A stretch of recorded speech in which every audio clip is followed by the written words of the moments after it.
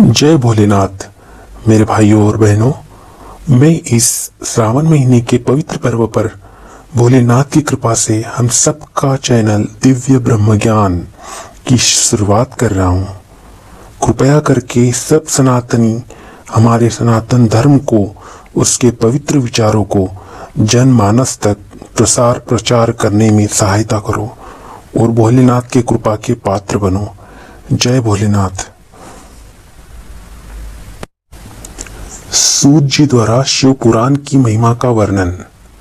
श्री शौनक जी ने पूछा, महाज्ञानी सूत जी, आप संपूर्ण सिद्धांतों के ज्ञाता हो, कृपया आप पुराणों के सार का वर्णन करो।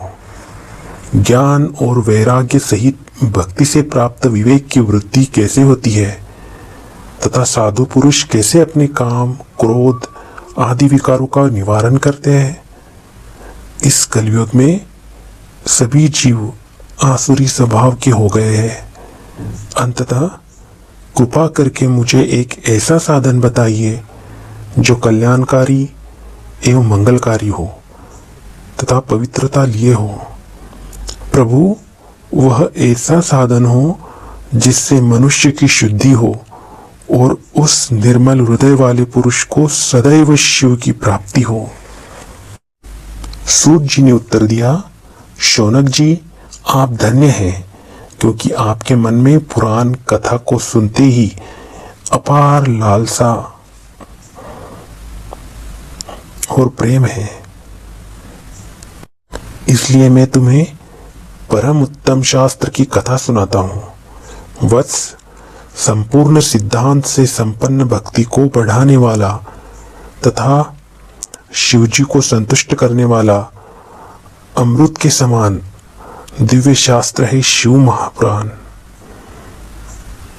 इसका पूर्व काल में शिवजी ने ही प्रवचन किया था।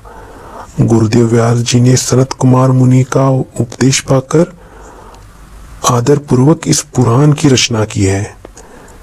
यह पुराण कलयुग में मनुष्यों के हित का परम साधन है। शिव पुराण परम उत्तम शास्त्र है। इस पृथ्वी लोक में सभी मनुष्यों को भगवान शिव के विशाल रूप को समझना चाहिए। इसे पढ़ना सुनना सर्व साधन है।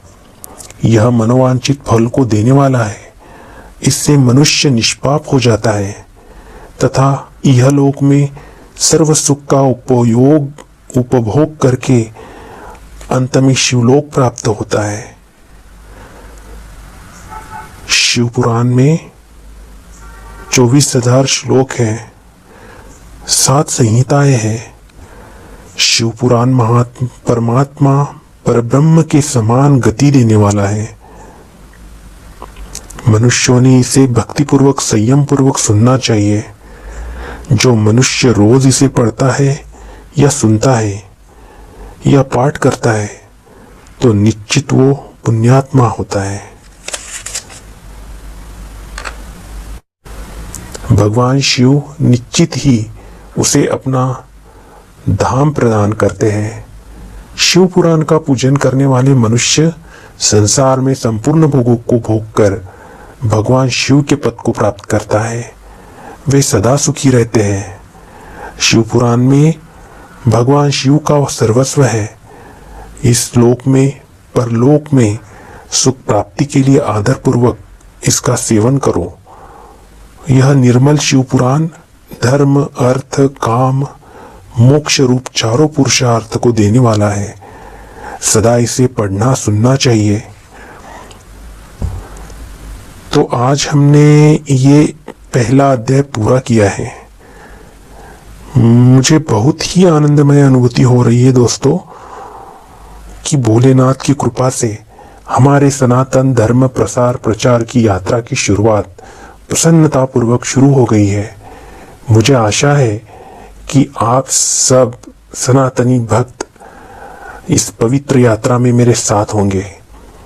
ये यात्रा जन्मों जन्मों की है और भोलेनाथ सदैव हमारे साथ है। मिलते हैं अगले अध्याय में। जय भोलेनाथ।